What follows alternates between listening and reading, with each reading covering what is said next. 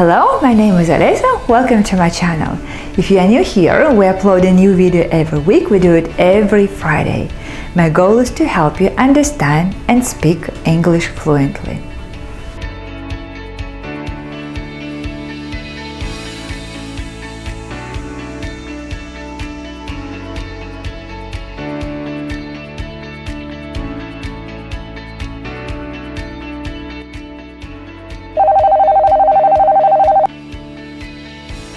Excuse me, can I speak to the HR manager, please? Speaking. Are you hiring new employees? Yes, we are. What position are you interested in? I am looking for a job as a waiter. Excellent. I have a couple of questions before I schedule you for an interview. What was your reason for leaving your previous job? Did you quit? Were you fired or laid off? Due to COVID, the restaurant was closed and I was laid off. Okay. Can you come to the interview next Monday? What do the words hire, fire, quit, and lay off mean? Let's discuss it today. I think you've seen this phrase a lot. You can see it everywhere, at a theater, museum, supermarket, restaurant, anywhere. And it means the company invites new workers, new employees. By the way, let's clarify the difference between employer and employee. There is a verb to employ, which means to pay someone to work for you. The factory employed over 100 people last month.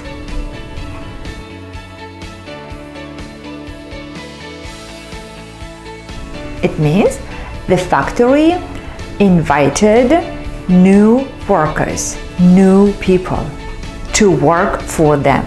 When we add the suffix er, employ, employer, we have a noun that means a company or organization that employs or hires new people. Or maybe a person if it is his own business.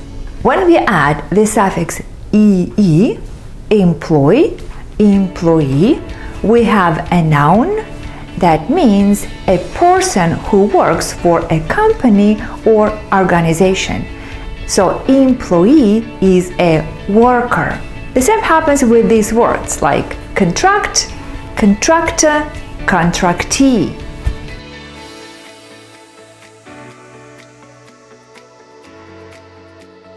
The opposite of hire or employ is fire. Fire means to remove a person from his or her position, maybe because he or she has done something wrong or badly. If you hear "you are fired," you are in trouble. You may hear or say "you are fired" or "I'm fired," "I got fired." There is an informal way to say fire, to get the sack. It is an idiomatic expression and it means to be fired. If you don't work harder, you will get the sack. I want to say that it is easier to understand and remember the meaning of an idiom when you know the origin of this idiom. Let me give you the origin. A couple of centuries ago, workers would carry their tools that they need for a job in a bag or in a sack. When the job was done, the employer would hand him his sack and the worker would gather his tools in the sack and leave. So, today when we lose a job, we may say, "I got the sack." It means I lost my job. I was fired. He was always late for work. Finally, he got the sack.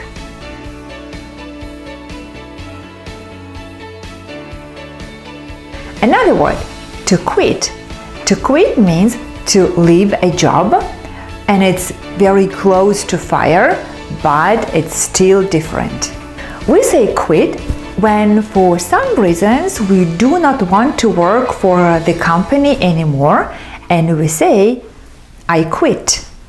It means I want to leave the job. I don't want to work for this company anymore.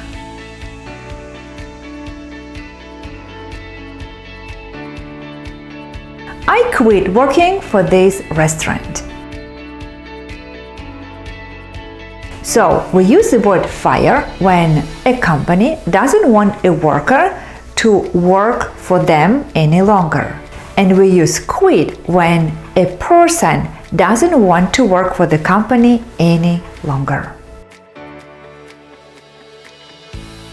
There is one more word, to be laid off.